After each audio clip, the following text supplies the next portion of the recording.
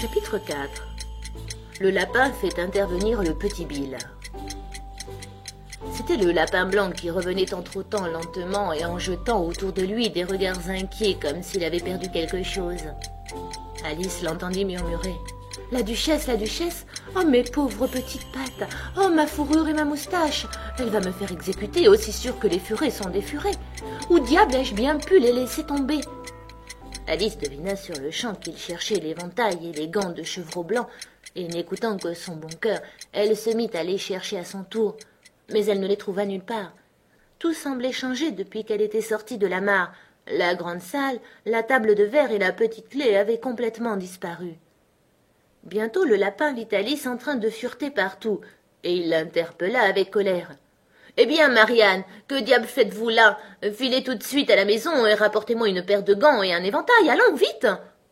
Alice eut si peur qu'elle partit immédiatement à toutes jambes dans la direction qu'il lui montrait du doigt, sans essayer de lui expliquer qu'il s'était trompé. « Il m'a pris pour sa bonne, » se disait-elle en courant. « Comme il sera étonné quand il saura qui je suis, mais je ferai mieux de lui rapporter son éventail et ses gants, du moins si j'arrive à les trouver. » Comme elle prononçait ces mots, elle arriva devant une petite maison fort coquette, sur la porte de laquelle se trouvait une plaque de cuivre étincelante où était gravé le mot « Lapin B ». Elle entra sans frapper, puis monta l'escalier 4 à 4, car elle avait très peur de rencontrer la véritable Marianne et de se faire expulser de la maison avant d'avoir trouvé l'éventail et les gants. « Comme cela me semble drôle, » pensa Alice, « de faire des commissions pour un lapin. Après cela, je suppose que c'est Dinah qui m'enverra faire des commissions. » Et elle commença à s'imaginer ce qui se passerait. « Mademoiselle Alice, venez tout de suite vous habiller pour aller faire votre promenade. J'arrive dans un instant, mademoiselle.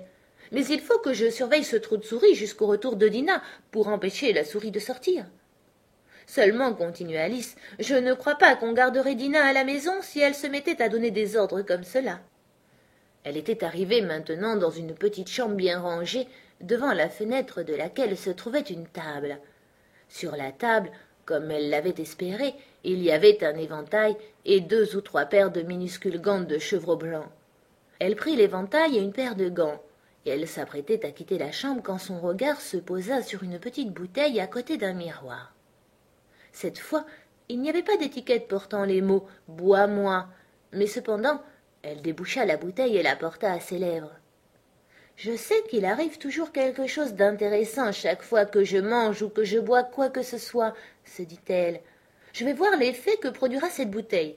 J'espère bien qu'elle me fera grandir de nouveau, car vraiment, j'en ai assez d'être comme à présent, une créature minuscule. » Ce fut bien ce qui se produisit, et beaucoup plus tard qu'elle ne s'y attendait. Avant d'avoir bu la moitié du contenu de la bouteille, elle s'aperçut que sa tête était pressée contre le plafond, si bien qu'elle dut se baisser pour éviter d'avoir le cou rompu. Elle se hâta de remettre la bouteille à sa place en disant « Cela suffit comme cela, j'espère que je ne grandirai plus. Au point où j'en suis, je ne peux déjà plus sortir par la porte. Ce que je regrette d'avoir tant bu. » Hélas, les regrets étaient inutiles.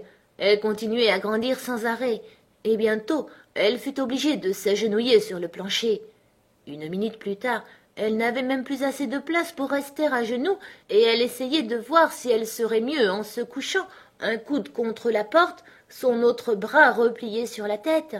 Puis, comme elle ne cessait toujours pas de grandir, elle passa un bras par la fenêtre, mit un pied dans la cheminée et se dit « À présent, je ne peux pas faire plus quoi qu'il arrive. Que vais-je devenir ?» Heureusement pour Alice, la petite bouteille magique avait produit tout son effet, et elle s'arrêta de grandir. Malgré tout, elle était très mal à l'aise, et comme elle semblait ne pas avoir la moindre chance de pouvoir sortir un jour de la petite chambre, il n'était pas surprenant qu'elle se sentît malheureuse. C'était bien plus agréable à la maison, pensa la pauvre Alice. On ne grandissait pas et on ne rapetissait pas à tout bout de champ, et il n'y avait pas de souris ni de lapins pour vous donner sans cesse des ordres. Je regrette presque d'être entrée dans ce terrier, et pourtant, le genre de vie que je mène ici est vraiment très curieux. Je me demande ce qui a bien pu m'arriver. Au temps où je lisais des contes de fées, je m'imaginais que ce genre de choses n'arrivait jamais, et voilà que je me trouve en plein dedans. On devrait écrire un livre sur moi, cela oui, quand je serai grande j'en écrirai un. Mais je suis assez grande maintenant, ajouta-t-elle d'une voix désolée. En tout cas, ici, je n'ai plus du tout de place pour grandir. Mais alors, pensa Alice, est-ce que j'aurai toujours l'âge que j'ai aujourd'hui?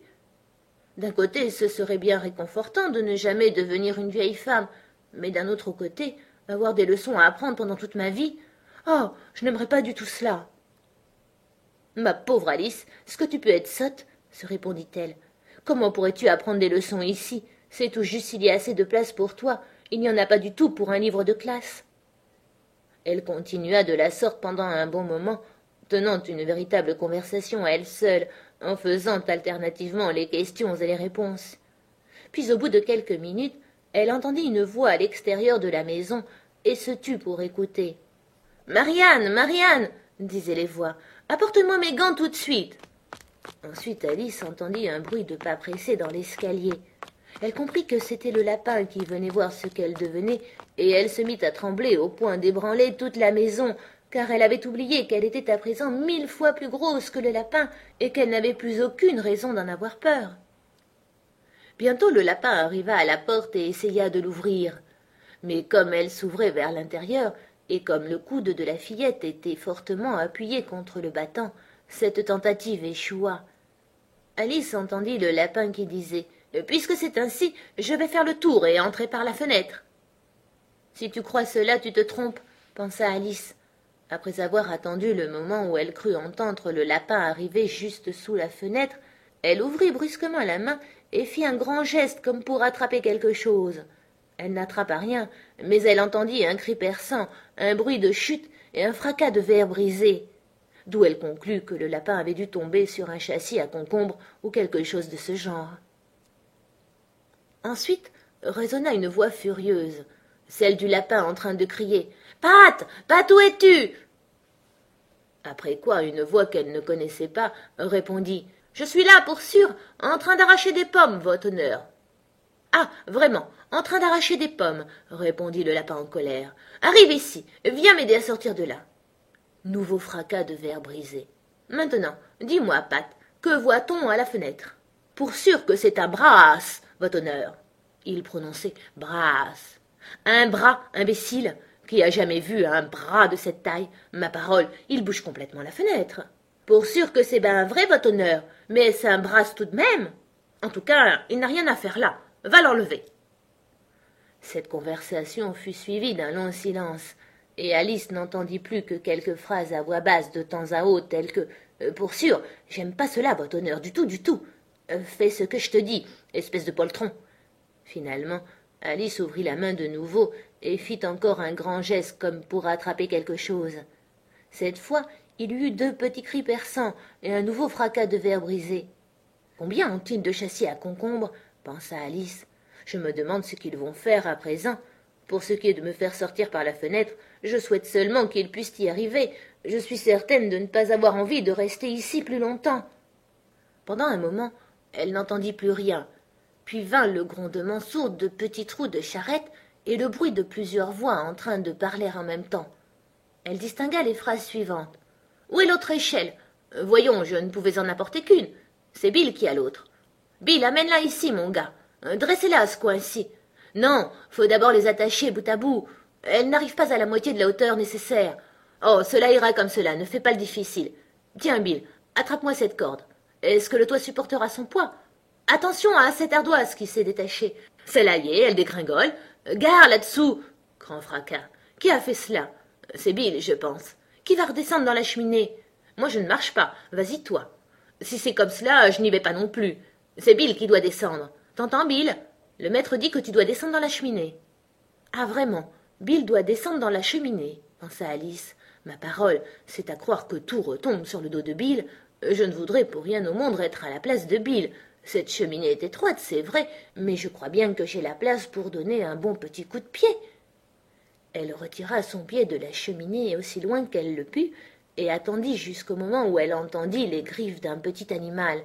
Elle ne put deviner quelle sorte d'animal c'était, agrippé les parois de la cheminée juste au-dessus d'elle.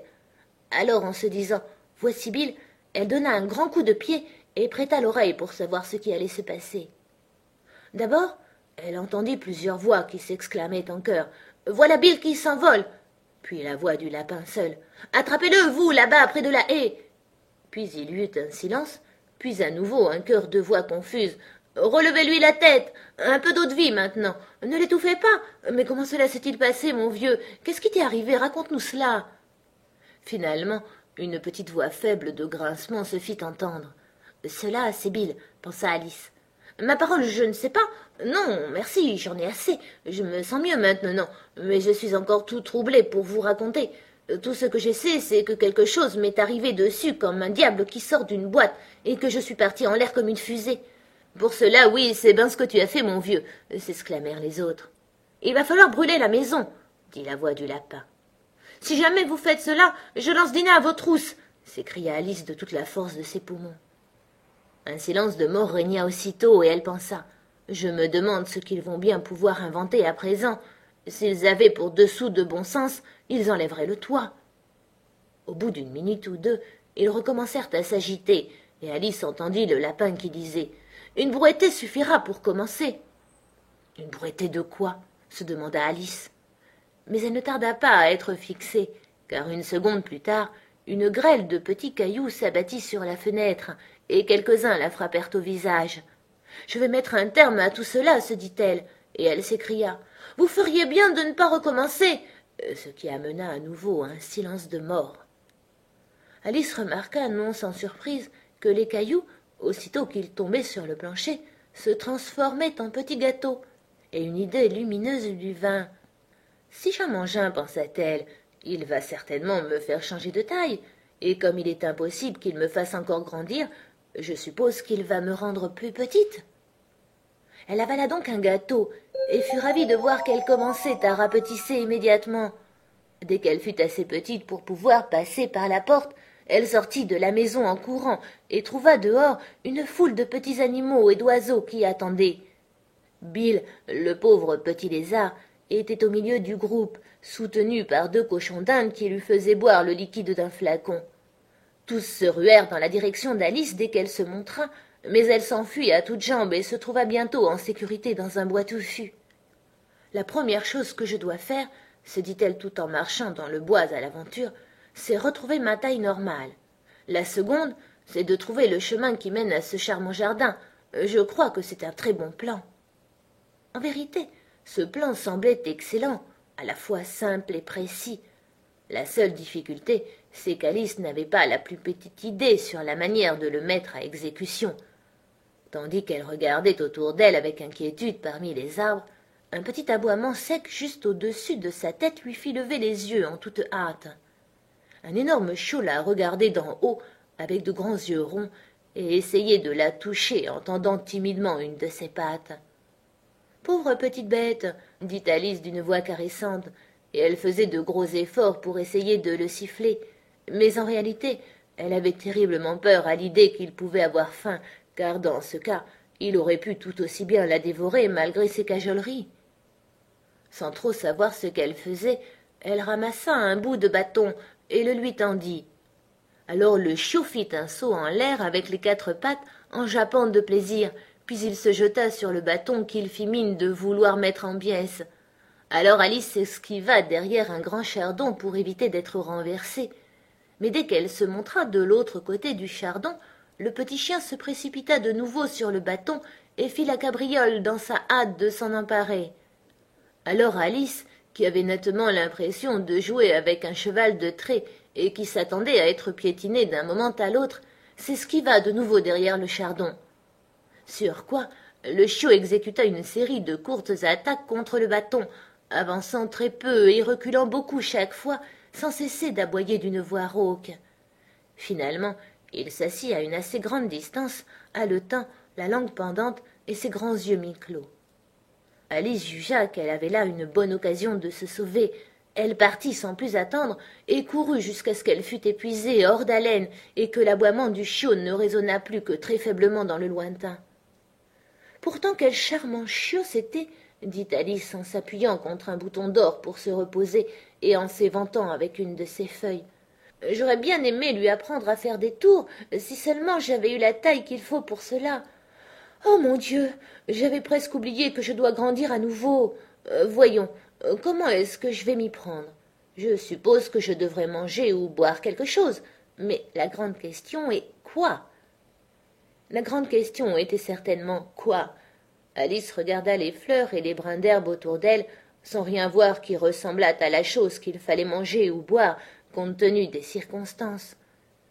Tout près d'elle se dressait un champignon à peu près de sa taille. Quand elle eut regardé sous le champignon, derrière le champignon, et des deux côtés du champignon, l'idée lui vint qu'elle pourrait également regarder ce qu'il y avait sur le dessus du champignon. Elle se dressa sur la pointe des pieds, jeta un coup d'œil attentif, et son regard rencontra immédiatement celui d'une grosse chenille bleue, assise les bras croisés, fumant tranquillement un long narguilé, sans prêter la moindre attention à Alice ou à quoi que ce fût.